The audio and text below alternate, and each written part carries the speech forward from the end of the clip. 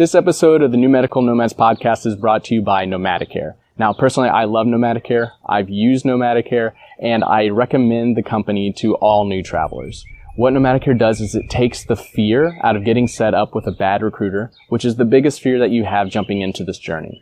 So they sit down, they interview recruiters, they vet them, get them on a list, and then provide them to you as a free service, as a free recruiter matchmaking service in order to get you started on your journey. Now, usually you only get 2 recruiters going through Nomadicare, but being a listener of the show, you can get 3. So this is how it's going to work. You go to nomadicare.com/Dylan. You will get set up with 3 recruiters to be on your dream team, as well as a guide to get you started on your journey.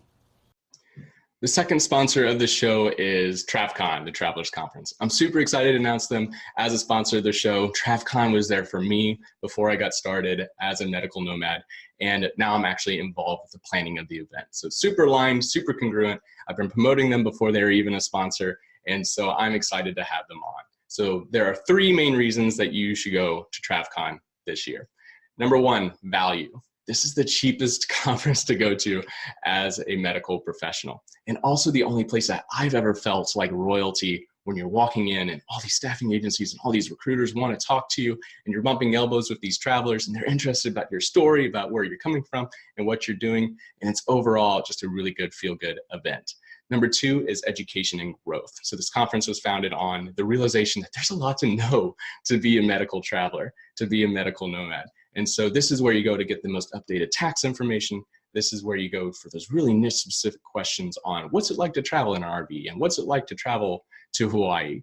And then 3rd, community. This is where a lot of my traveler friends that are very near and dear to my heart right now, this is where we met.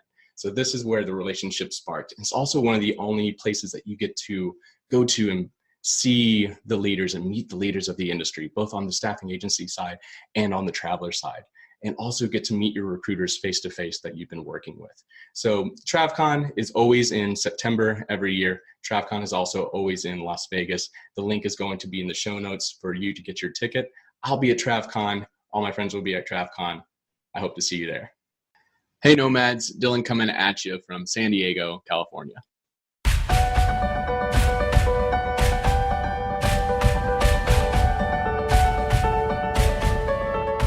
Hello everyone, welcome to another episode of the New Medical Nomads podcast. I am your host, Dr. Dylan Callier. I'm doing another mono solo episode, and today talking about covering your assets. Definitely a play on words there, but covering your assets. So the number one thing for you to protect in this travel adventure, this travel experience, and recognizing your number one asset is yourself.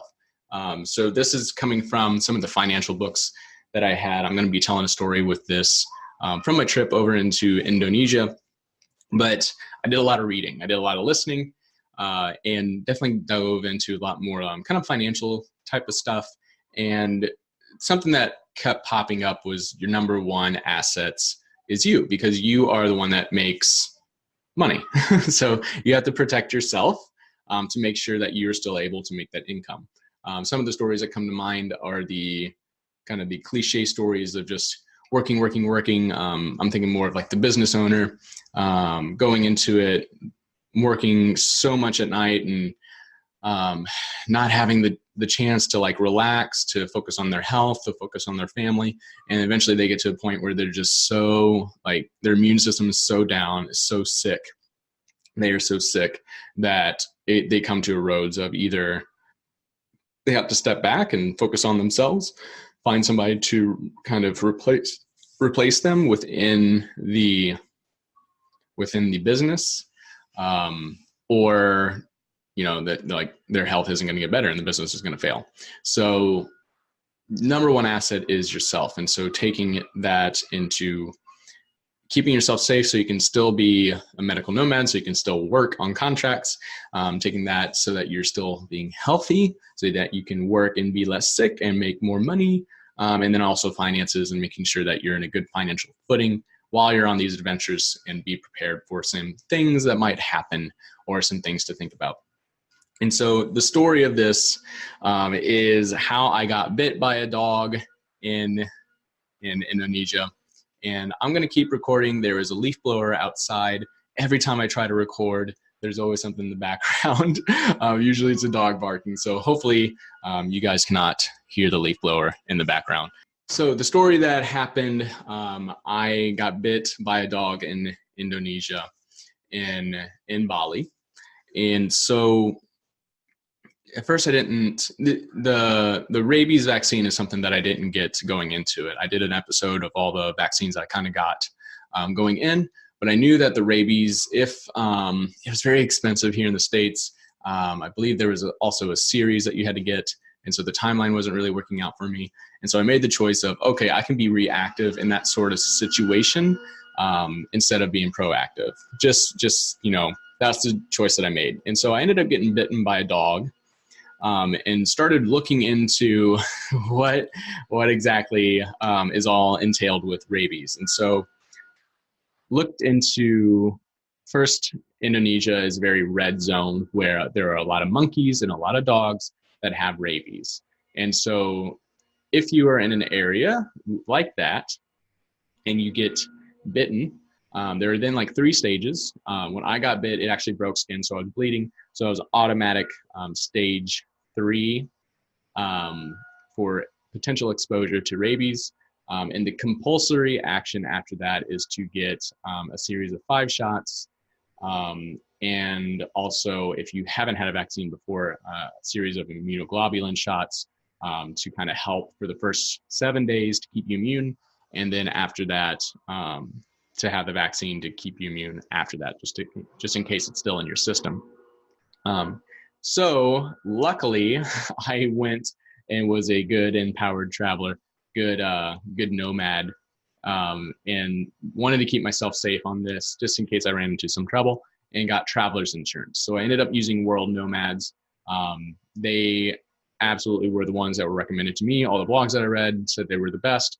I had personal friends that used them, and everything was kosher. So I was like, okay, I'm going to use them. So I used World Nomads, and luckily I did, because this amount of vaccines and immunoglobulin, even though everything was cheaper over in Indonesia, it was still $4,000 to $5,000 for everything that happened. And so because I was proactive in this sense, I was able to get all my money back, minus I think $500 because I was back here in the States.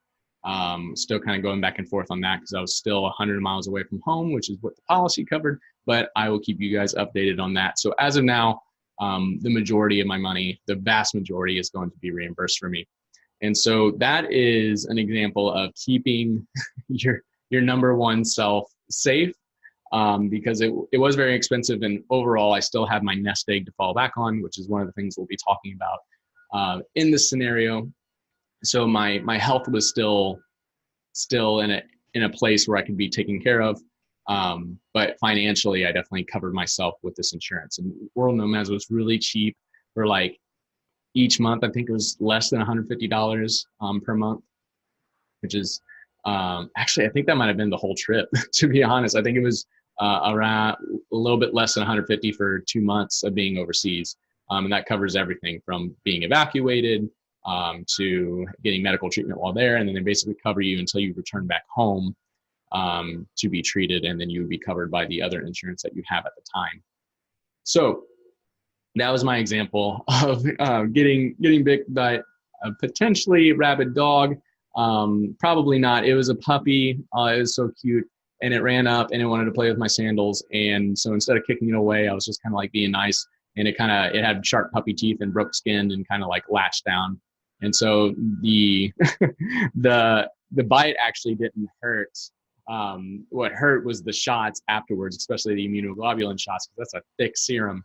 And I had to end up getting that around the bites. I got bit multiple times, and then more proximal towards the body to prevent the spread of rabies, since it travels through the central nervous system, or in this case, the peripheral nervous system, and then it ultimately kind of goes to the brain through the spinal cord. So they do it around the bite. They do it proximal. So if you got bit on the hand, it would be in the shoulder. I got bit on the leg, so they had to do it in my proximal thigh, in my butt area, and then that was it.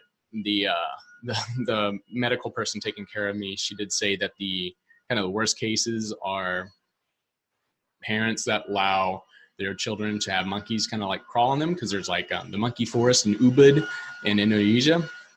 Very cool, but monkeys can be aggressive. And so she had one instance where a little girl got bit on the face by a monkey. And that was really hard because you have to do the shots around where the monkey bite is. So that is kind of the experience with vaccines. And I think she allowed me to take videos of me going through that. And so I think I'm going to try and post that as well. So it would be very entertaining for you guys to watch, kind of me and my pain face getting these series of immunoglobulin shots. But that's my example of covering your number one asset, which is you. So how does this relate to being a medical nomad? How does this relate to being a medical contractor? You have to protect yourself while you're out on the road. And so the number one thing to protect is your license. So if you don't have your medical license, you cannot work as a medical traveler, turns out. So with this, we all talk about like those situations where you get in to a hospital that are asking unreasonable patient ratios or nurse-to-patient ratios, unreasonable productivity standards, asking you to do things that aren't necessarily ethical. Maybe it's legal, maybe it's in the gray zone, who knows? So we'll be talking about that. But number one is staying organized and making sure that you're keeping up with your CEUs. So I use everything on Google Docs and Google Sheets and on a Google Drive, everything for being a medical traveler. Making sure you have a sheet of all your CPR cards, knowing when they're going to expire. Having a sheet of all your state licenses. So that's where it gets really, really interesting as travelers, because we'll have multiple state licenses. And depending on your health, the field of healthcare that you're in, sometimes you have a compact licensure and you really only have to worry about one. Or sometimes you have to worry about each individual state. And so there will be different states that have the renewal date on your birthday or a renewal date on the beginning of the month, the beginning of the year. And so knowing all those dates and knowing when you have to renew them, keeping your license safe, you can always get the license renewed, but it just takes a lot of work. And so you want to make sure that you are staying organized with all that information, making sure that you're keeping all of your health documents as well. One of the things that I had to do while on a contract was surprise, I needed a flu vaccine, even though that the permanent workers had the choice of not getting the flu vaccine. The travelers did not. They absolutely had to get the flu vaccine. And so this was kind of a surprise, but I had already paid for my flu vaccine. And so keeping a document of that vaccination allowed me to get reimbursed for that. Also, keeping an account of all the kind of the CPR and those other types of records to make sure that you know when you have to get those renewed. And 1 second, the leaf blower person is right by the window, so I'm going to pause for just one moment. All right, so we talked about staying organized and how that's so important to make sure that you know when you're going to have to renew all your licenses, all your CPR cards, all your health stuff, keeping that all in order. This also goes with maintaining your tax home, staying organized with that. We've done a few episodes. You can go back to the one where we're talking with Joseph Smith about how to maintain that. You want to make sure that you're organized. You can go to TravCon, listen to him there. Great person, like the person to listen to for any type of travel taxes with medical nomads, medical contracting. And the other side of staying organized or protecting your license is being in those situations where if you are a medical nomad, there will become a time where you are put in a situation where you're asked to either do something that you're not comfortable with or that you're not quite sure is legal. And so you will encounter that at some point if you do more than just one contract. If you travel for 2 to 3 years, which is the normal lifespan of a medical nomad, that is like a given, like you're going to have that. And so going into and thinking about, what are my boundaries? What am I okay with? What am I not okay with? And holding strong boundaries. So being able to say no. I recommend and strongly encourage that you think of your boundaries before getting into those situations, so that you already know where your boundaries are. So if you have not thought of a situation, which will likely happen too, you get asked to do something, you're like, wow, I never really thought of this, or that thought that this would come up. If you haven't thought of it before and you haven't set boundaries before, and that instance does come up, and you have somebody asking you to do something and kind of placing some strong encouragement to go one way or the other, I mean, more likely you're going to lean towards them performing what they're asking, just because you're not sure and you're not familiar with the area. And then you start thinking about later and you're like, wow, did I just put my license at risk? I don't know. And so knowing your boundaries, and then also having people to call in case this comes up. And so if you're a new graduate, having those connections with your professors still to ask kind of, hey, can you help me guide me through this, because I'm not quite sure what to do. And so most professors won't give you a yes or no. It's also kind of within the gray zone. And so a good example of this is, even though a law is written with a certain intent, it can be read in a different way. And that's kind of what lawyers do, right? And so that they understand the laws as best they can, and it's all coming down to that the specific way of how it's written. An example is with the Medicare law currently, PTs and speech and occupational therapy, we can only get reimbursed for so much, and it's capped. Because there was a comma missing between physical therapy and speech, we all have to share. But because occupational therapy was by itself, they get their own cap.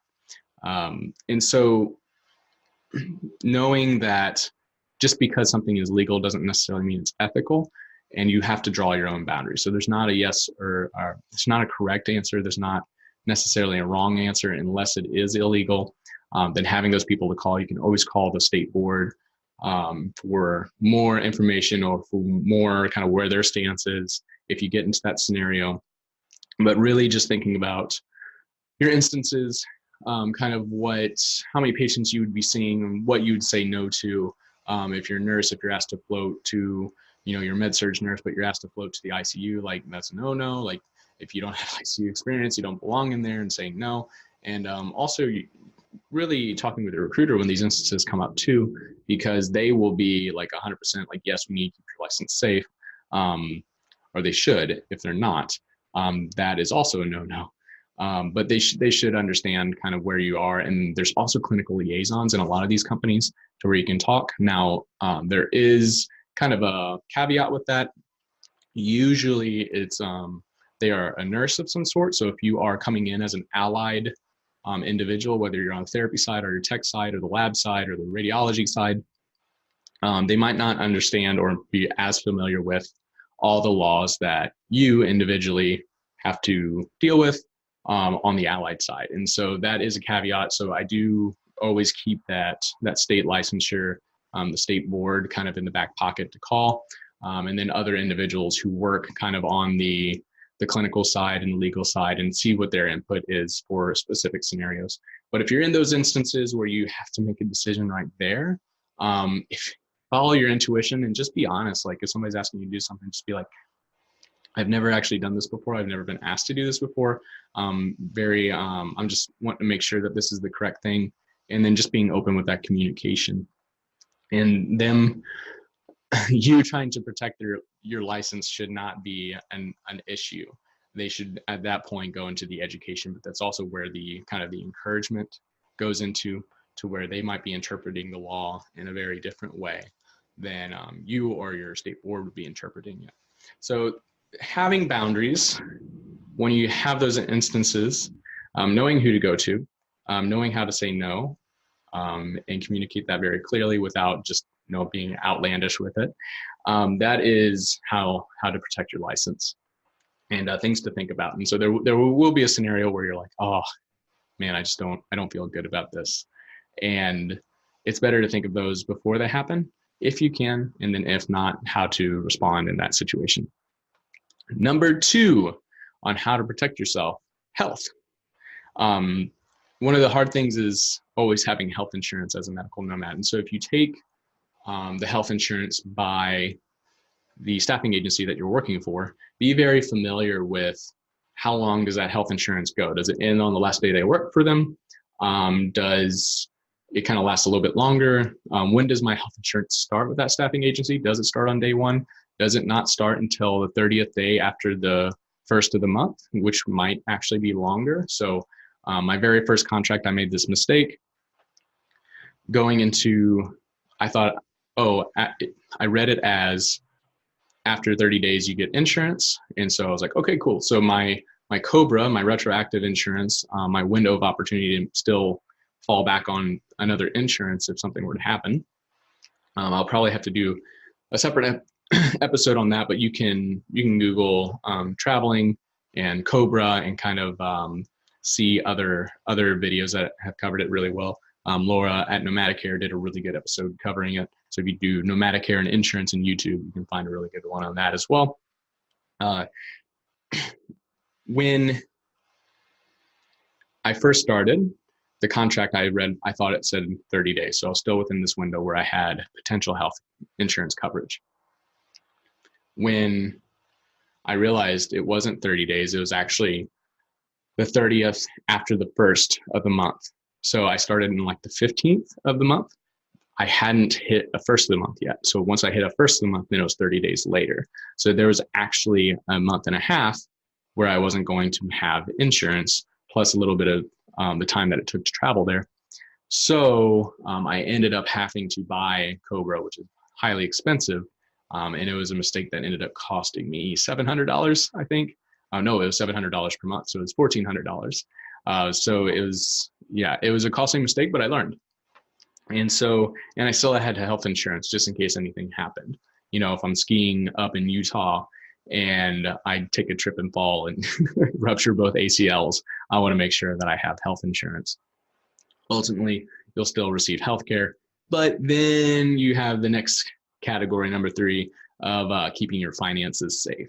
And so depending on the profession that you're in, could be a very hot market. For example, right now we're in the beginning of 2019. Physical therapy is very hot. Nursing is very hot. If you are part of occupational therapy or any of the therapy assistants and some of the radiology as well, you might need to, or if the market is low for your profession, like in those scenarios, you need to have a nest egg that you can fall back on in case you can't find a contract right away. So when the market's hot, you can almost guarantee that you'll be able to find a job to line up maybe 2 weeks after the last day of this contract. So you have the last day of this contract, give yourself a week to move there. Now you're working at the next contract. If the market is slow for you, then you would maybe get to the end of the contract. Oh, they actually don't need you anymore. They really liked you, but they either want you to go permanent or you can't extend. And you're like, no, I still want to be on this nomad lifestyle.